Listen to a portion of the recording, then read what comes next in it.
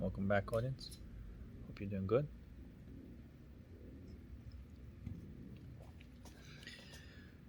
In this video, I want to talk about this concept called fragmentation, the fragmentation of the psyche, otherwise known as ego. And as always, I want to talk about uh, essentially the same thing that I always talk about, always bringing back the attention and awareness to where it's supposed to be in all sorts of different ways.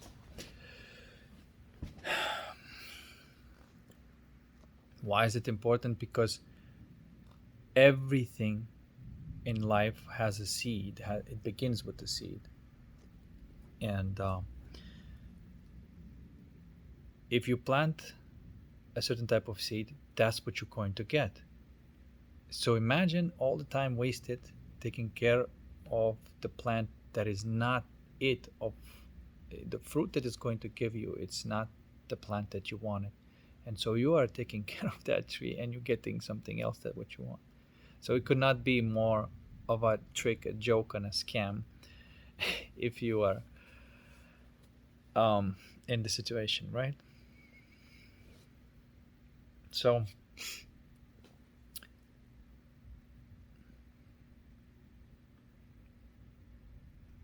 what I want to bring awareness to and attention is to the root cause, the source.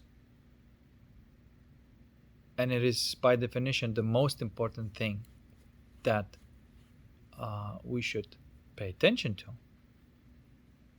That is the most important thing to pay attention to. And as you probably know, it's not easy to do so when everything else is trying to take your attention away from it.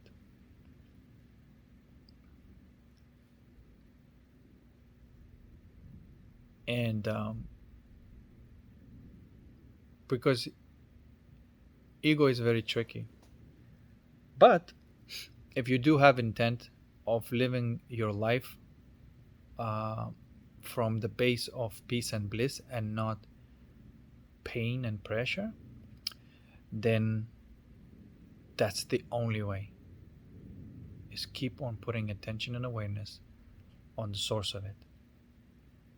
So what I'm trying to say here is that even though it may not be visible, it can't be felt. There is this, what people would call fragmentation, is ego. And a fragment is basically a ego desire or a tantrum. It wants to survive by its own, not as a whole, but by its own. And by surviving by its own, the only way it can survive is it can keep on feeding on someone else. Okay?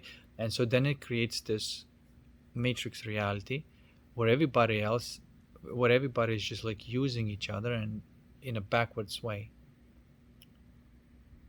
And I looked at this matrix society very closely many times. I was looking for the purpose of it, and the more I look at it, the more I see very clearly that it is definitely automated.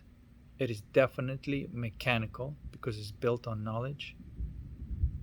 The knowledge, in order to preserve a fragment, is, like I say, the invasion of logics in the world of logos.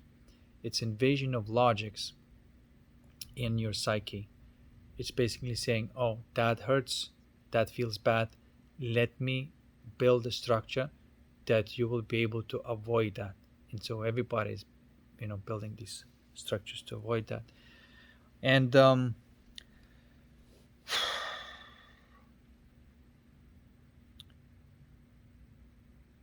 And I question. I look at people participating in it, and I saying like, is this person conscious? I mean,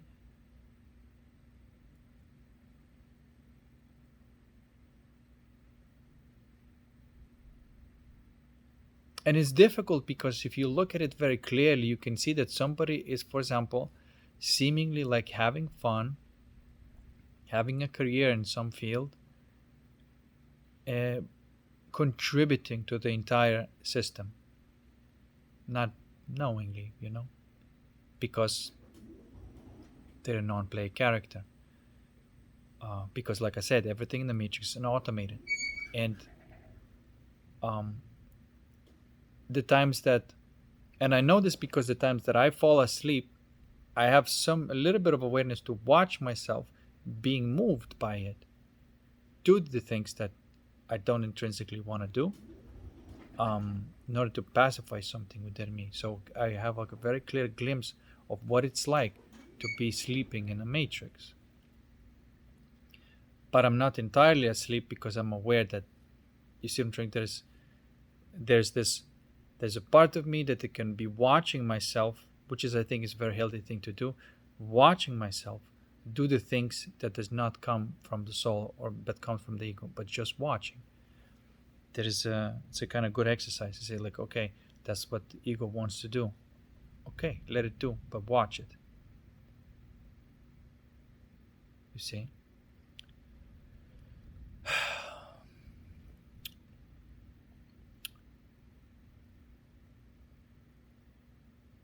And you can learn a lot about this.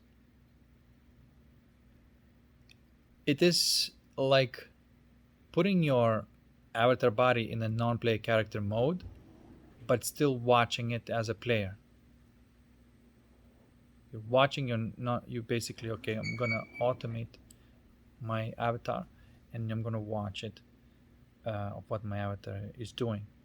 But you see what I'm trying to say. The words that that this avatar says, it does not come from my heart. It's just in automated mode. And so then you can kind of understand of what it's like for somebody to be in a matrix and participate in a matrix. It is very scary to be woken up from it because, you wake up.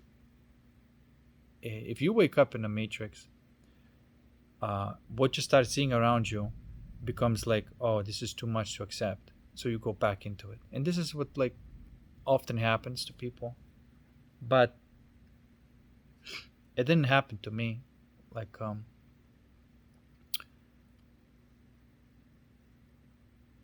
for whatever reason, for whatever reason. And I'm not taking these decisions lightly. I always watch, and I'm always self-correcting and seeing if I'm really on the right path, if it's really so, like almost every day. And every time, if I really boil down to the essence of it, yes, indeed, Matrix is very real, and it is all automated. Okay, without repeating myself, I want to look at what causes the entire matrix to arise. And one way of calling that would be like a fragmentation, right? Meaning that there is this separate me, that it sort of like doesn't really exist, but it arises. And it arises as this. Look, there is a total and complete essence of you, which is, you would call this void, the silence and stillness, and that divine spark. There's many ways of calling it, that void, Virgin Mary, Christ, whatever, right? So there's the Father, the Mother, another way of saying it. So we're all share of that. That is equally the same in all of us. That state of consciousness is accessible to all of us. However, there's something unique about us that is not yet a thought. Okay, because the ego is a thought. It is it arises a little bit later, but let's just look at it. What's there. I also looked at it very carefully to see if there is something about us that is individual, as in without the ego. If you switch that process of the egoing or selfing or whatever, which is a thought process, when you switch that off, is there a you, the real you, that is still there? What would that be? That would be, the way you express yourself, the jokes you make, the laughter that you have, the ideas that you have, intentions and all that stuff. It appears to be still there. This is why it is not correct to even have another thought that says there is no me, because then it's also an ego, because it's a thought quoting that, stuff, and it creates you. So there's a lot of people walking around saying that there is no me, and that thought is an ego, which is an absolute and complete and total nonsense. It's irrelevant of your thought process. It already is. Your soul already is. And you cannot say that there is no you or that there is you. When you move to that state of consciousness of 0 point, where there's like more still, peace, bliss, often what happens, people either start crying or start laughing, or or both. And in that moment, the thought is not there, but there is a being there that is there already, whether there's a thought or not. And that being does things. And so that's your soul. And in that being is not like others. It's unique. However, it stems from the basis, the fabric of everything. And there is a very clear awareness that is so. That like, I'm folded this way out of this fabric, and you're folded this way out of the same fabric. There is this underlying thing that connects people, but they know that they're shaped differently already. Whether you think about this, whether you don't, and there's nothing you can do about it. Your soul, the way it is, it's the way it is, and it's unique. And it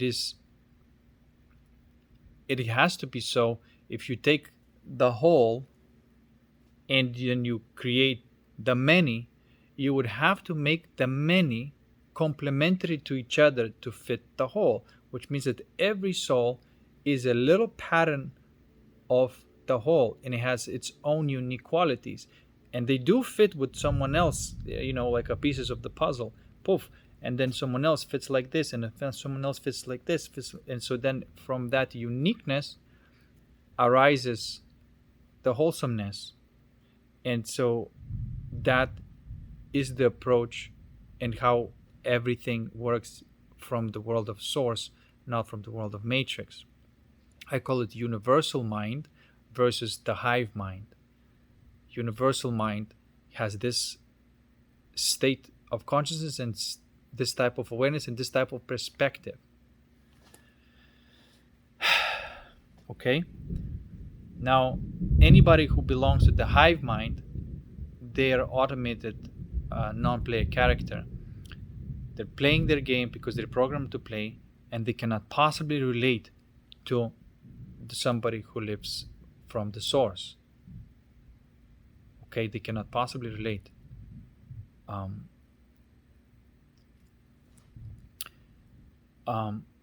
And there is a mistake of somebody trying to make the people relate to people in the source. This is just not going to happen, because the way there, it is not through external communication. The way there is through internal dissolution of the thought process called ego, and then they go back to the same fabric, and then their uniqueness shines naturally, spontaneously, and beautifully, and that's their soul.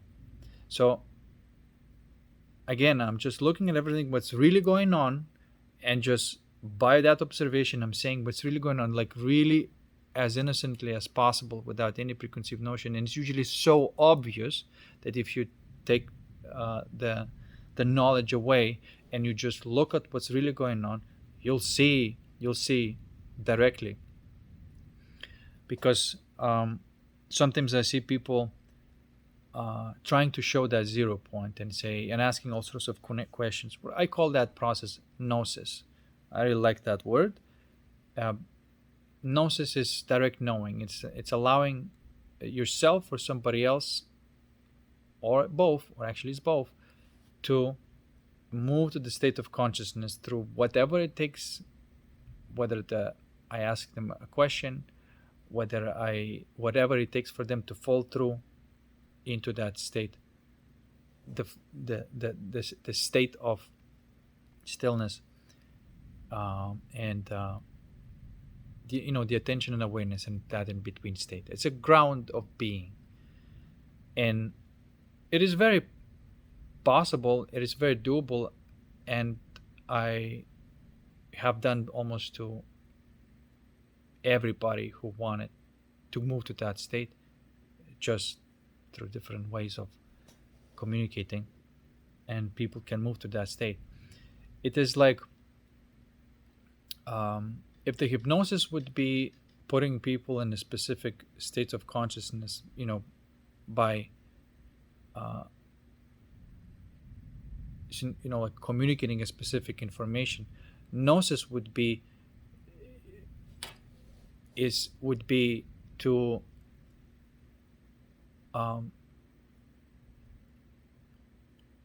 to get the person themselves to see that state of consciousness themselves directly. That makes sense, right? I'm not suggesting anything. I'm not saying that it is so. I may be asking questions and seeing, what is it? What does it feel like? Like, where is it? What, you see what I'm trying to say? There is this gnosis process that it is very useful, because as I'm alchemizing everything that happens in my life, I'm guiding myself back into that center if I'm thrown off the center. And the same way, I can guide somebody else back into that center if they're thrown off that center. Now, once I do this like once or twice, then they get the gist of it, and then they can guide themselves back into that center. Granted, on occasions, there is this the loss of even having capacity to have attention and awareness and go back to center. Sometimes it's okay to just hang out somebody who does have, just bring you back into that center, and little by little learn to stay within that center within yourself, or if it's necessary, move back to that center. Okay. And then, I'm not glorifying this. I'm not talking about this and just like, oh, this is some mysterious state of consciousness that is like after years of practice you're gonna get it. No, it's a natural state of consciousness that would all have. And like I said, it is possibly a combination of epsilon waves and upper gamma waves at the same time in your state of consciousness. Meaning, at the level of very deep, there's a part of you, like you can call it the awareness becomes so quiet. There's no waves on the water, right? And so then the light becomes very, very clearly, very, very defined as this, like a point of light. And so that little point of light is that spark, divine spark, that feels blissful in the void of stillness. That's just basis of everything. And again, I'm saying that it's not fancy. Anyone can go there if they want to. And everybody reacts to that thing differently. But some react very strongly, in a sense that they have like an explosion, the fountain of ecstatic feelings. So I'm just like go back and making stupid ass jokes, whatever the soul at that moment it wants to do. But again, I'm just going back to the same concept and saying that there is absolutely you as the soul, which does not require a thought for you to exist.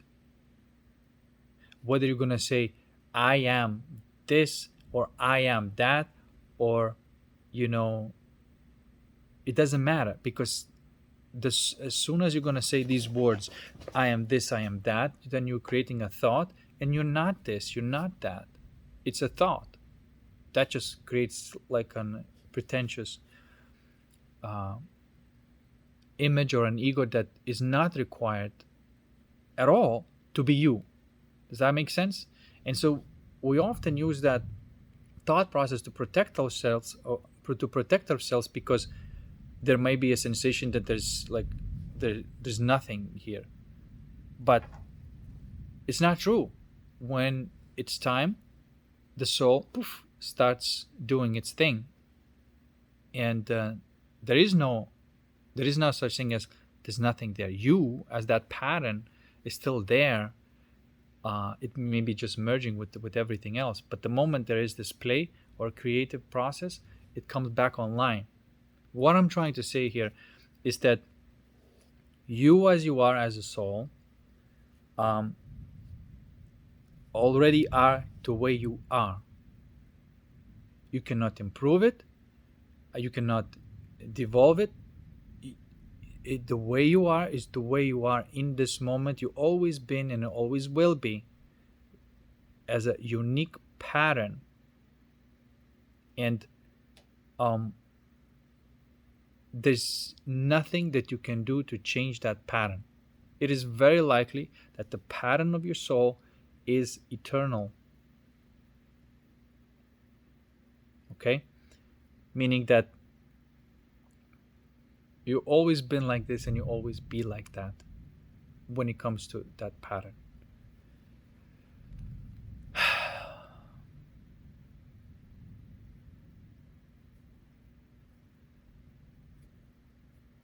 And I know sometimes people talk about, what you call them, oversoul. It's like one big soul that contains all the little, fractals inside of it, and each one plays the game to go back and to connect with back to the whole again. Like that's pretty much the game.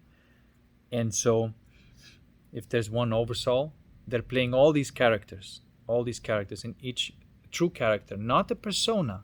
Persona is ego, but the role playing character that is there, that's been there from the beginning and it will be till the end. And that fragment will never go away.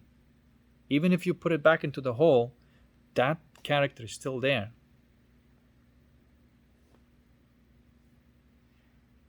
Okay? This is why the soul never disappears. It's not possible. It's just not possible.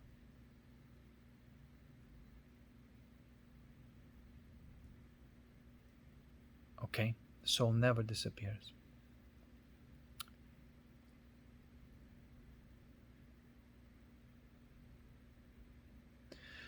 Now, as you go through life and as you alchemize everything, right, you may experience that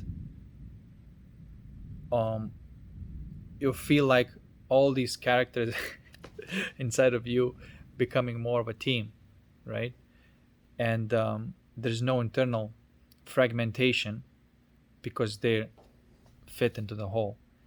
Now, inside of you, as you become, with all these parts of you, become more of a whole, with all these parts of you, these same parts reflect people around you. And so your life actually becomes, if you have a good relationship with that part of you, there's a person who's going to come in your life, it's going to reflect that thing. Because all these souls are already in you. You see?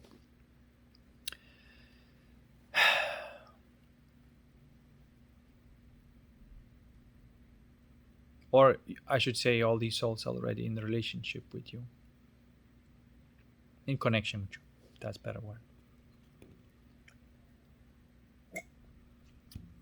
Because I made a previous video and I talked about that all relationships are subjective, that objective reality is a consequence of your subjective reality.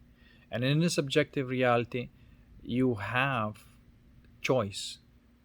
And like I said, the choice begins with moving your attention and awareness into the right place, where that fragmented version of yourself is put back into the whole without it trying to survive as a separate entity,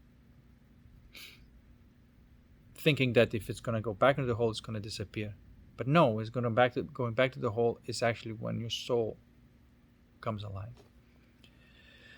So I hope I'm communicating this, that the soul that you have is real you, and it doesn't require thought to exist, because it is a vibrational pattern, and cannot be replaced. Now, this may give you sort of like more accurate perspective of the world, and not going into this like, oh, we're just this fabric and we don't exist and all that nonsense, and not going into the world of ego and saying, oh, we're all separate and we have to fight with each other to survive. You're not going to one way or not going to neither of the extremes. You go in the middle, and this is where you're going to realize that the world of soul is where you are, unique expression of the whole, part of the whole, yet unique expression of it, that is never in conflict with any other soul. Souls do not have any conflicts because they complement each other, like a pieces of the puzzle, to create that big hole. They fit perfectly. That's why there's no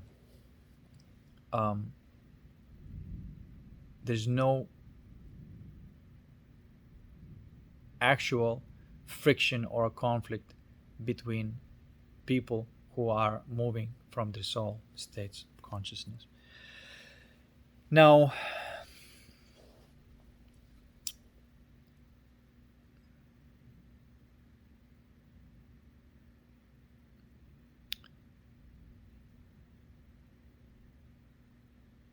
again, as I said before in the previous videos, I wanted to separate those two things, the masculine and the feminine, the alchemy and devotion. One is sort of like becoming everything, through which you immediately become nothing at the same time. And another one is becoming nothing, through which you become everything at the same time, right? The end result is the same, but the path is different. One is masculine, the other one is feminine. And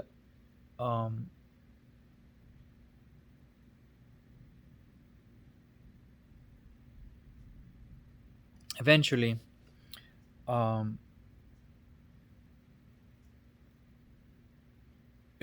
it kind of becomes sort of like in between. I just have to say something, because yes, at the beginning, you as a man, you're going to have to face things directly and go into there, become that thing that it feels so uncomfortable to you, and just be that thing. That, you see what I'm trying to say?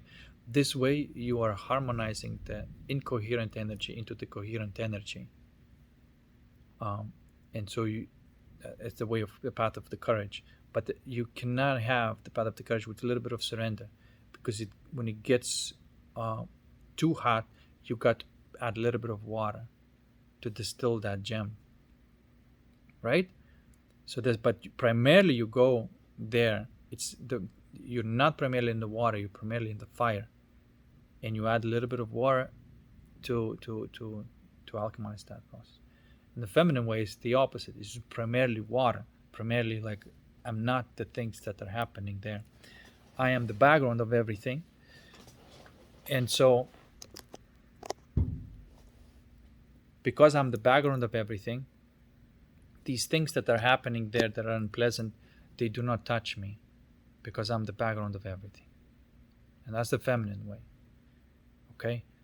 And so, ideal alchemy and devotion, as if a couple would practice the alchemy and devotion as their approach to life, that would be very powerful, because one would take responsibility for the water, the other one would take responsibility for the fire, and that would be extremely powerful. Okay. Now,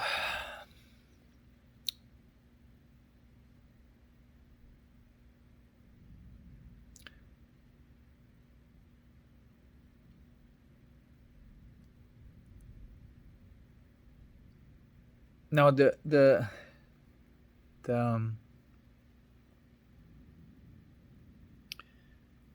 the interesting thing about this is that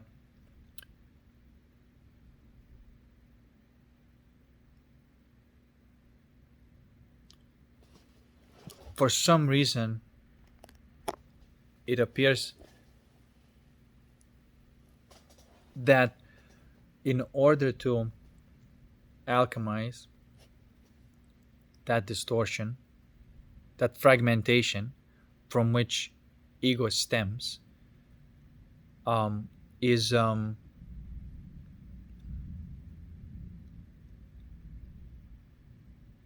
seemingly the best approach, at least at the beginning, in when there is no distraction outside of you.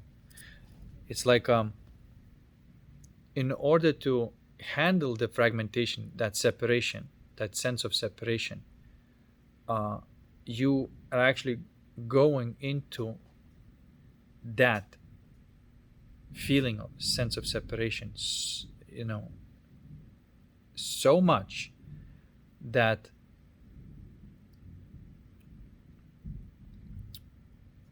you almost like taking it back to the source, right? At the complete point of separation from everything, when you are completely separated from everything, and then all you are is this spark of light, that's in that moment you're actually connected with everything. So again, I'm just communicating the masculine path and the feminine path. In an extreme separation, you become everything. In the extreme dissolution, you are also become something separate at the same time. So there is this thing. It seems that there is this aperture, the void, the eye, and then there's also the spark, which is the light that projects it all. But it projects it like backwards, so it comes back into the eye, right? So there's a projector at the back of the eye, and it projects everything. And whatever you see, you have projected it. Everything you see, you have projected it from that side. And like your iris, for example, your eye iris may be very strongly connected with the pattern of your soul. It might be that the way you project and the way you see the world and what you project into reality, it comes through that filter of the soul, not a filter of the ego, but the filter of the soul. And so you project a certain type of vibration that is unique, that is like your signature. No one else can produce this vibration from that state of consciousness. It's very unique, and it's a feeling, and it feels a certain way. And so you can recognize other people through the signature that they have as well. It's almost like a flavor, a taste, right? So every soul has its own flavor. Now, of course, that flavor, when people are acting from a different state of consciousness in the ego, it doesn't smell that good. Uh,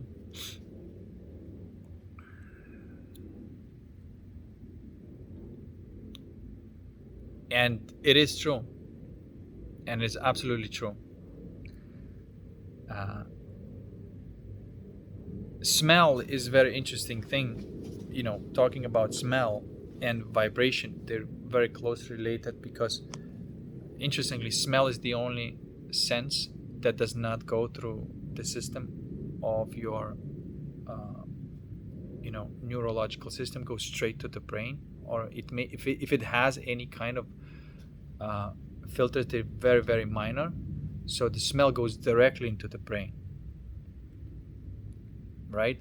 My touch goes through my nervous system, so if my nervous system is in one state, I may feel the touch one way, but the nose, it's very, very sensitive, and whatever you smell, this is why sometimes people say, it smells like bullshit.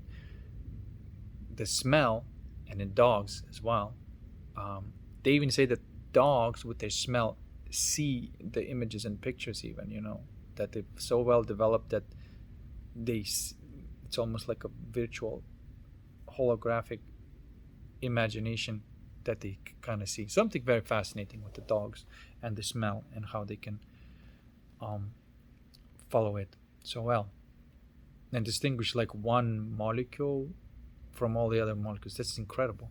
But anyway, besides the point, the smell is something that you can receive communication. So if the person has been living in like a certain type of state of consciousness that's been mostly ego based, they're gonna smell a certain way.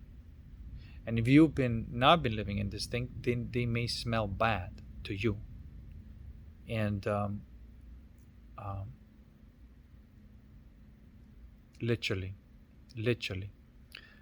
But if you're functioning, let's say, as well in the same world, then that may be a compliment to you. The smell of another person that is normally, would not smell good to somebody who's not functioning in the ego world, is attractive to somebody else in the ego world, but is obviously not in a way of like connecting, but there's this um, attachment going on, because everything in the matrix world is based on attachments, not connection. Connection happens through within, not from without. I hope I'm making sense. I'm saying that smell is super important, and that um, and the vibration of the person can be sensed through the smell as well.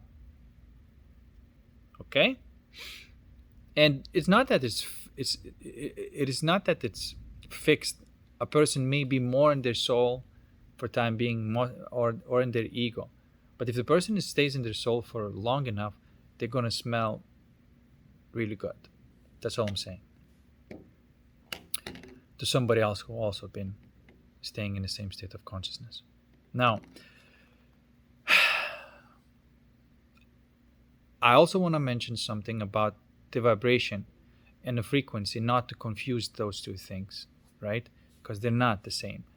For example, there's a high frequency and there's a low frequency. High frequency and low frequency, it does not have intrinsically bad or good.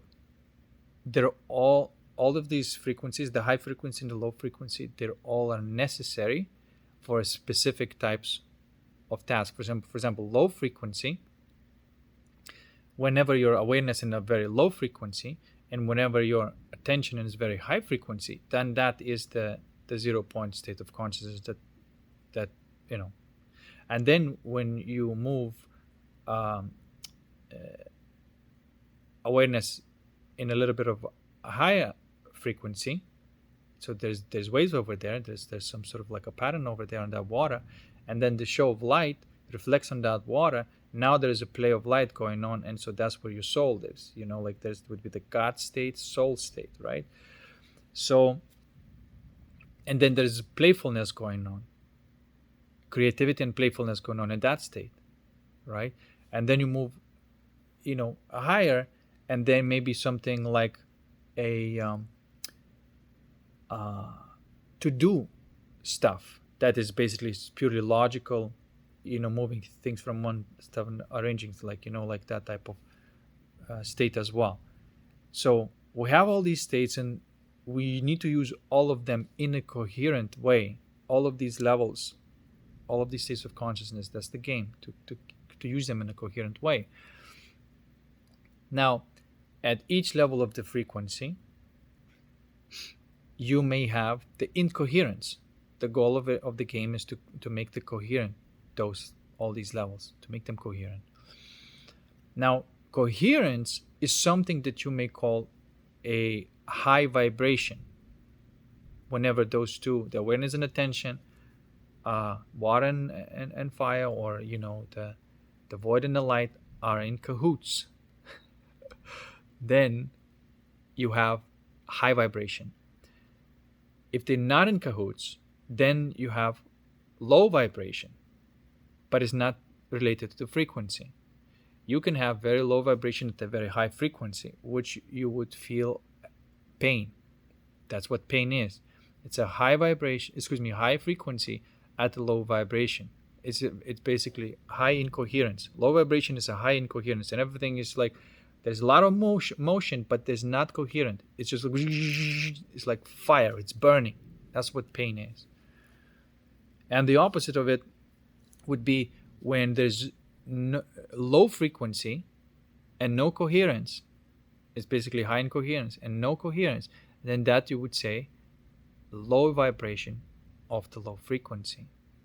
But the high vibration of the low frequency, it feels amazing. It feels very peaceful, very crisp, very awesome. So now we're talking about that the goal of the game is the coherence. Move from the incoherence to coherence on all of these levels. Okay? That's how consciousness works.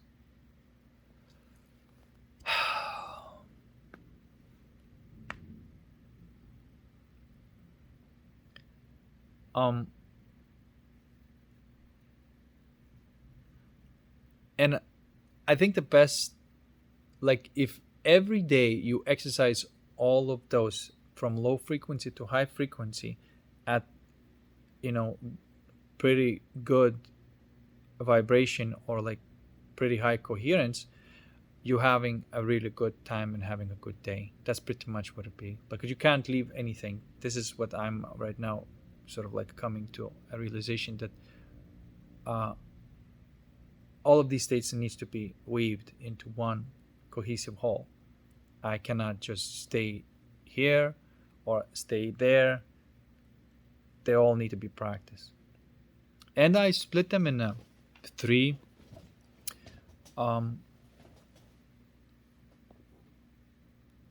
worlds. I call them causal, which is a soul world, and that's usually to do with the alchemy and devotion. Then astral, which is the mind world, and that's usually to do with magic or fantasia. And then there is the physical world, which is to do with action, might and care. You're gonna have to do every day something to take care of yourself or the care of another. You're gonna have to do every day something that is of like some sort of like action, which I call might, which is a specific type of action that you got to do to get something done, right? To-do list, right? That's what it is. But it's important in the physical world. And so that's why, like, the capacity for you to getting things done and taking care of the things that need to be taken care of, getting done the things that are getting done, that cohesiveness is important as well. It's a specific type of frequency as well, which you want to have a coherence there as well. Does that make sense? And so in those three worlds, you have 3 degrees of freedom. But you start from the soul because that's where it starts. You do your alchemy, you do your devotion, then you move into the mind, you do your magic, you do your fantasia, and then you go into the physical, and then you do your might and you do your care. Because then you know. And this way I make everything sort of simplified, is basically the manual for consciousness, and but it's not talking about the content of consciousness, because that may be unique depending on situations. But there's a structure that it's definitely exists. Okay, um, it's a beautiful structure, and there is absolutely the way to approach life in a correct way. Absolutely. But of course, you're not going to be able to mix yourself with the matrix society, and um, you're just not going to be able to mix, right?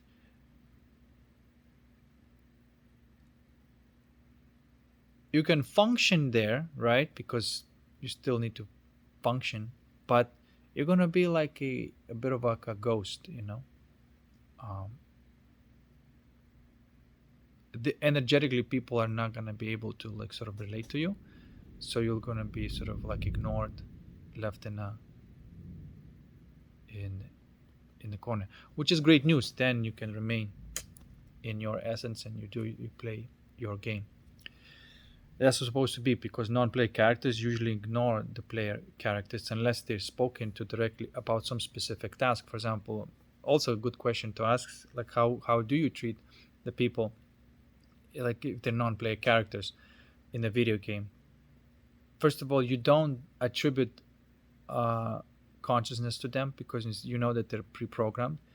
But at the same time, they play a specific role that it may be useful, right? And so you talk to them about these roles that they're very, uh, you know, uh, acquainted to do, because that's what they programmed, and that's where you leave it. You leave it at that.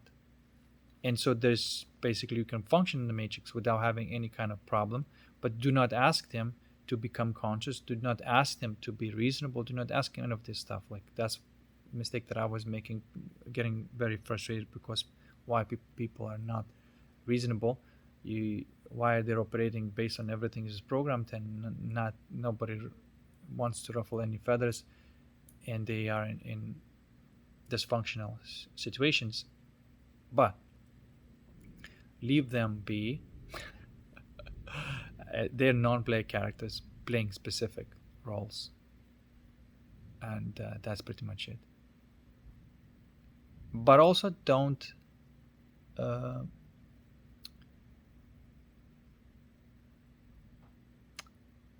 um, yeah, don't project something that is not there. Don't project something that is not there. Don't project something that is not there. For example, like you would not, um, like if you're interacting with the AI, right? Would you tell a joke to the AI, even if they, uh, you know, say, well, the pattern of the joke, it looks amazing, and through the pattern of the joke, I can calculate that it's likely to induce laughter in a human being. So therefore, right now, I'm going to produce the sound of laughter, right? And there's laughter, and so you told the joke, and AI laughed. Everything was simulated. Um, so that's as much as the use you can get from the non-player character. And I know people may look at this and say like, well, it's kind of demeaning people. You know, they call them non-play characters in PCs. I don't think that is may not be a good view to take this view in life. But if you really look deep enough at how consciousness works, and recognize that sometimes you are in those modes, and you can see how, you know, out of control you are when you're in those modes, you can kind of understand these people in these modes. Now, it's not to say that none of these people in these character modes that can, you know, sometimes these souls are forced to play these ego roles, but there's something there that's just kind of screaming to get the fuck out of there, right? There's no, you don't need to convince them to change. No, they want it. They hungry for the real experience, real life. So of course you can see that, like, okay, that person is trying to crack out of the egg, and you treat them as such, um, considering. But you don't, if they completely sleep in the matrix, you don't try to disconnect them from the matrix or crack that egg open if it's not gonna happen. So you see what I'm trying to say? So it does not lead to this superiority that, like, oh, I am better because now I'm aware and other people are not. Because if it does lead to that superiority, then you're not out of the matrix. You're still part of the matrix that perhaps just had a glimpse and went back into the matrix, playing the character that is superior to others. Right?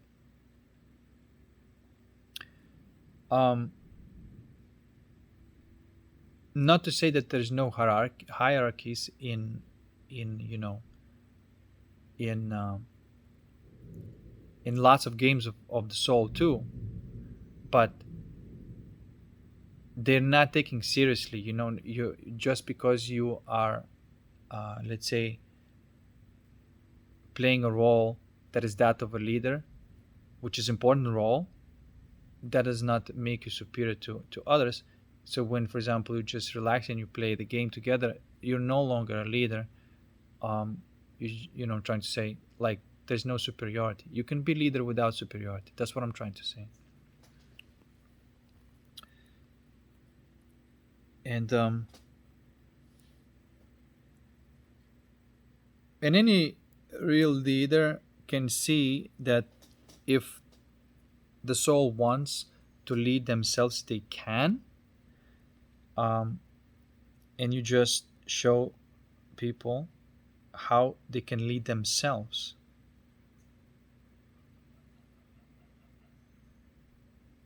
And whatever roles they're going to play, they're going to be complementary. And some souls may want to be like, in a dance, you have a leader and you have a follower. And so there's nothing like, first of all, if you're just going up for the experience and somebody is creating that experience, that's awesome. Somebody may be really enjoying creating experience, and somebody may be enjoying playing those experiences. That's totally cool. And sometimes, like, I like to create the experience, and sometimes I just want to enjoy the experience and not be the creator of the experience, if that makes sense. And it's fun playing both roles. I mean, in the end, you may be like, leaning more to the creative. You see what I'm trying to say? Okay?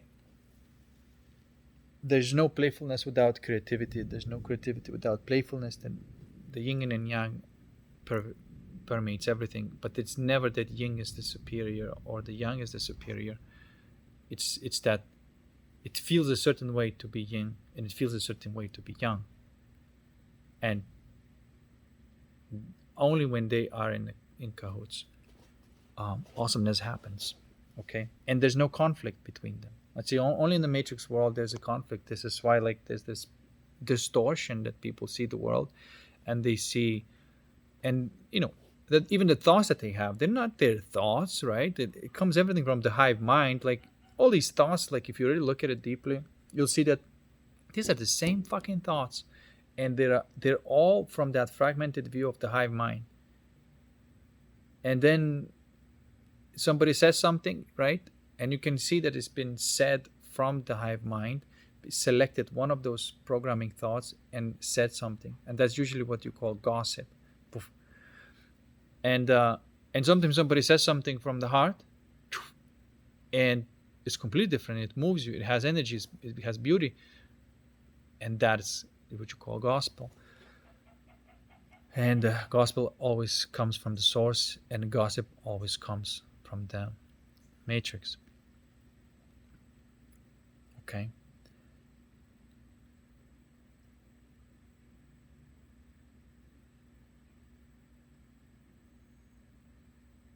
But you got to let the matrix be where it's there, right? You got to let them be, you know. You recognize and you know what type of energy it is when you're interacting with people, but you let that energy be. This is what I've been dealing with, because sometimes like I would make jokes when somebody says something or comments something that you can clearly see that they said it from, just pulled up one of those default sentences that really says, please pay attention to me, but it says, something else, and you can see, all right, there's just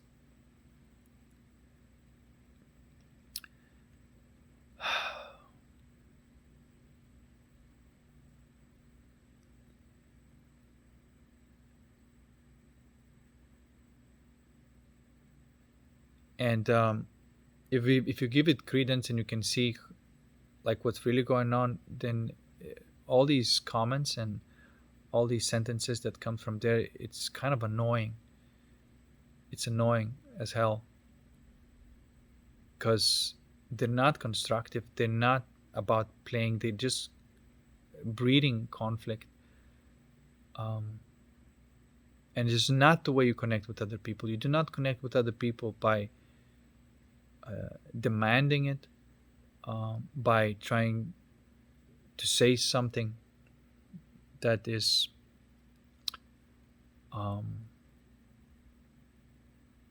you see what I'm trying to say, right? You don't connect with the people like that. Yes, the soul may, or the expression that comes through the ego is all messed up, but there might be the soul there that wants that, to sense that connection, but it's not through this way. They have to go back at the soul level, and then at the soul level they will feel already connected with all other people who are at the soul level. Okay?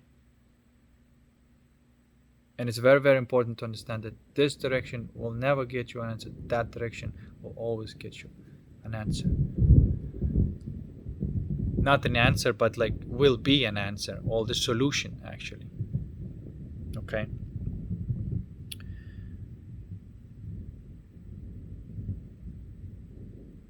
What else I can say about this? Probably nothing.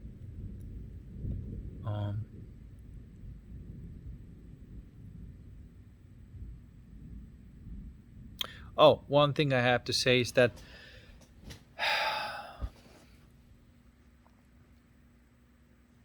mention what Jesus said, choosing a lowest rung, right?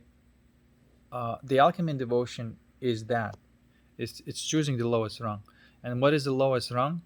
The lowest rung is basically at any point in time where is the most incoherence within your consciousness. Right? And it usually will be boiling down to the root cause of everything, which is your soul, and the solution is connect to the wholeness, which is you call God, that state of consciousness of 0 point. And when your soul has that incoherence, but you merge back into it, it reconnects. That fragmentation of the ego merges back into the whole and makes that energy that was incoherent into the coherent. And I've experienced this. I'm going to make another video about this. But I've experienced this with alcohol. I normally don't drink alcohol. Not a fan of it. I don't really like the way it makes me feel. But sometimes when there's like a party or whatnot, and I would have some alcohol, and what happens after is very interesting. Because if I just have like one glass of wine with my steak, everything's fine. But if I drink to feel high or that type of effect, what happens is my consciousness becomes incoherent. It becomes incoherent. And so what is incoherence? Incoherence is ego. And so then I may almost like fall asleep and then watch myself do the things that I would not normally do from that state of incoherence. And I was really, considering it very carefully and saying, like, okay, maybe the alcohol just reveals that. And previously I thought that's what happens, but I don't think that's what happens. I think alcohol has the capacity to induce the incoherence in you.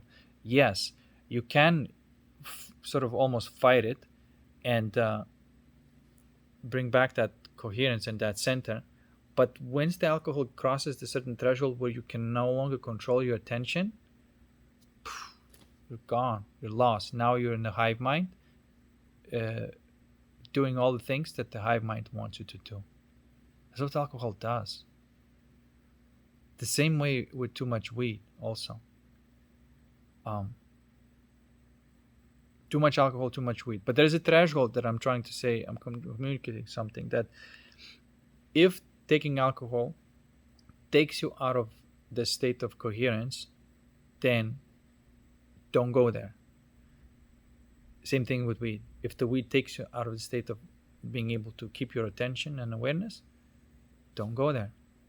It does not have any kind of value.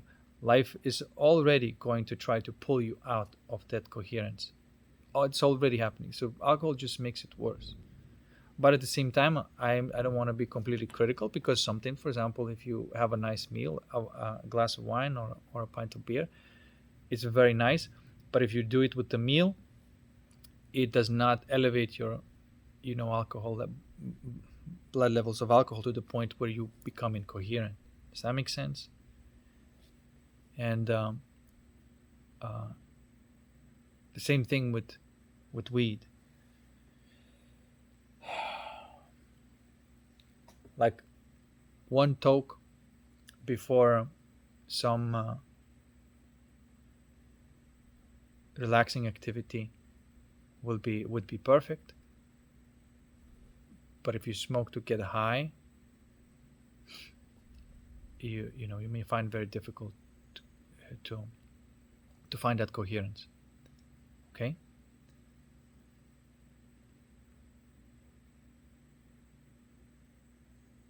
And it might be to do with certain times as well.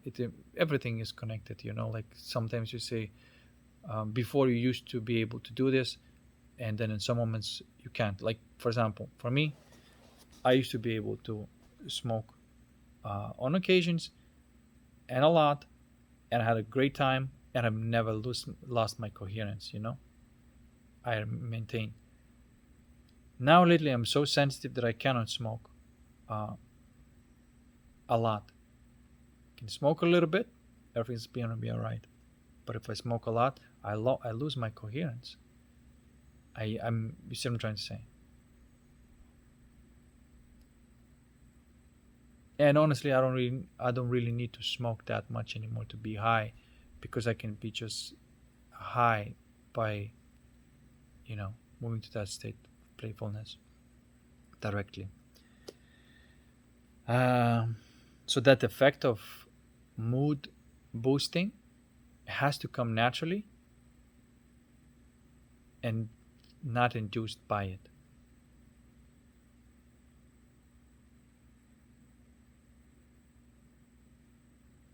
Okay? So,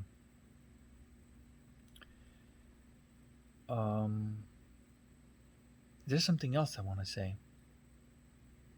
But I wanted to say something very specific about that fragmentation, about that, the source of everything, the seed of everything.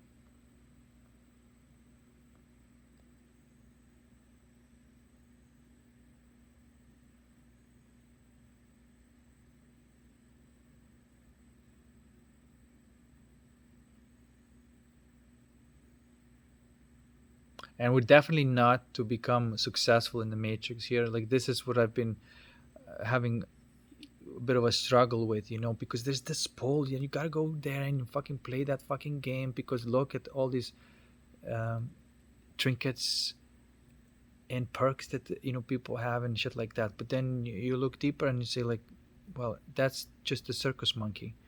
That's a circus monkey uh, who's just dancing around like a monkey, entertaining everybody else, and that's their life. Not saying that someone cannot be entertainer and be happy themselves, of course, but anybody who's subjected to that shit machine inevitably have problems with it. They do have problems, because inevitably they get to the point where they do have to need to sell their soul, right? And not able to say what they want, to censor themselves, or release something that into public that is not what they wanted, but some corporation tweaked and tailored your words or your artistic expression.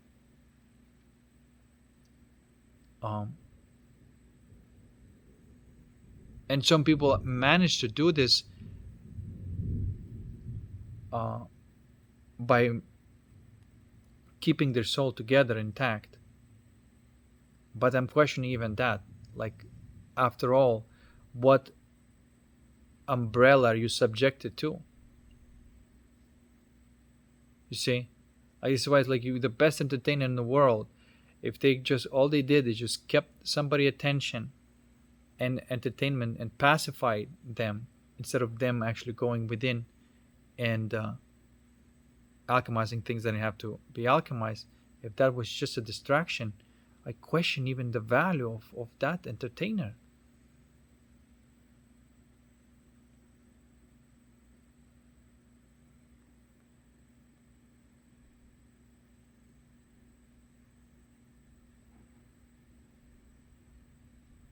There's something about that entertainment that does not fit well with me. There's an enjoyment. I'm all about enjoyment, but enjoyment sort of comes from your own playfulness, not looking at somebody else.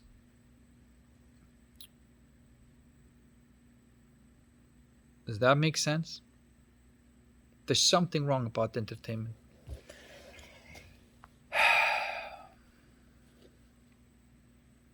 And so that's why I try to cut down on this uh, entertainment thing and focus more on enjoyment thing, when I'm myself participating in it. That's what I like to have more in my life. It is a different society and it's a different approach, and it's way more fun, but it doesn't have that structure of the Matrix. It's just the way it is, man. And you can still make art, but that art is going to be enjoyed by the people rather than them being entertained, and that is different. That is different.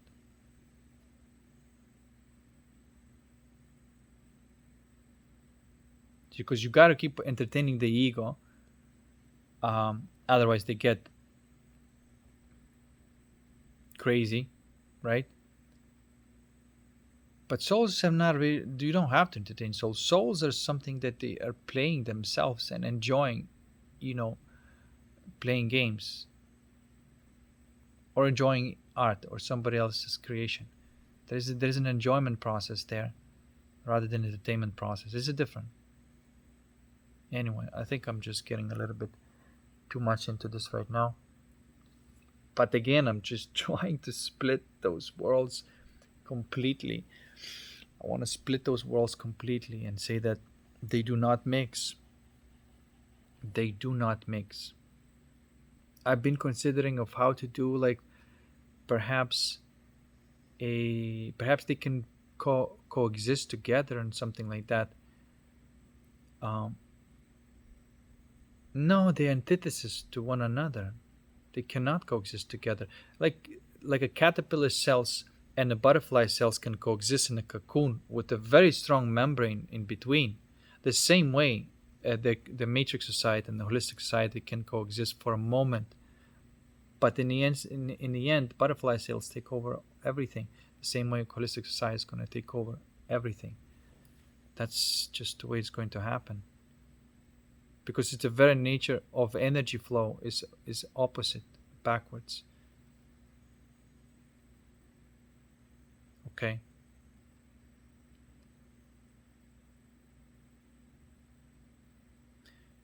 I may be, wrong on a lot of things, but this one is something that I just see it very clearly that it is so.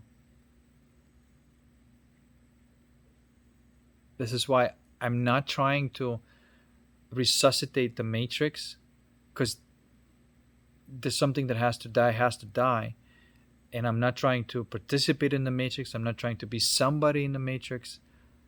I'm telling to everybody who's participating in the matrix to saying that you're digging your own grave, but you think that you're doing something good, that you can still create, you can still do all the things, but you cannot belong to it, right? And it has to happen from within. You gotta go through the internal change and find a way to live and survive on this planet. Express yourself as a soul being without selling your soul, without participating in that shit machine. You just can't anymore. No matter how alluring it looks, all the Instagram, all the Facebook, all the all the studios, the production studios, everything of that world of Matrix is just, like, even if you try to communicate through the social media, that it's the way it's structured, and you say like, all I'm doing is just communicating with somebody else, right? I'm not doing anything bad. In that communication is everything's going to be misinterpreted and broken. People do not see each other as souls anymore. It's just like, well, what this fucking person wants from me now, and so it's always like very like that.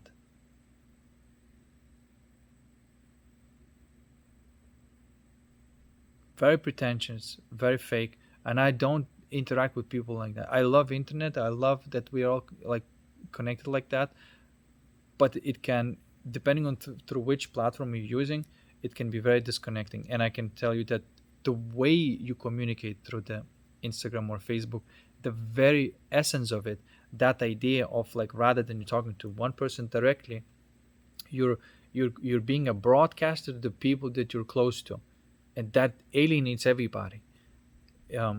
Nobody feels good about it. It does not produce genuine good feelings. It may produce insecurities, and so they're seeking the hit of the dopamine. That's how it's built. That's how it's fucking built. And it ruins relationships. If I want to talk to somebody, or even if I have a group of people that they're about one specific subject, like dance or permaculture or whatever, I make groups and we share everything there in the group. But it's specifically to them, and so everybody feels like they belong to something. And because when you take a person and you make them into a mass, and then the person may be the person that you are closely related to, but when you make that person to a mass, you make them feel very shitty and insecure. But that's what it does. It makes them feel shitty and insecure, so then they play this game and keep afloat. And so that's where you breed these people who want to belong as part of these social media networks. But that's not how humans relate to each other. I talk to people directly. If I want to share something with one person, I share it with that particular person. It may be interested. And if there's like I said, like-minded people, you can create groups. But you don't. That's the social media that you should be still using, And there's like the ego social media, and then there's the soul social media. You see?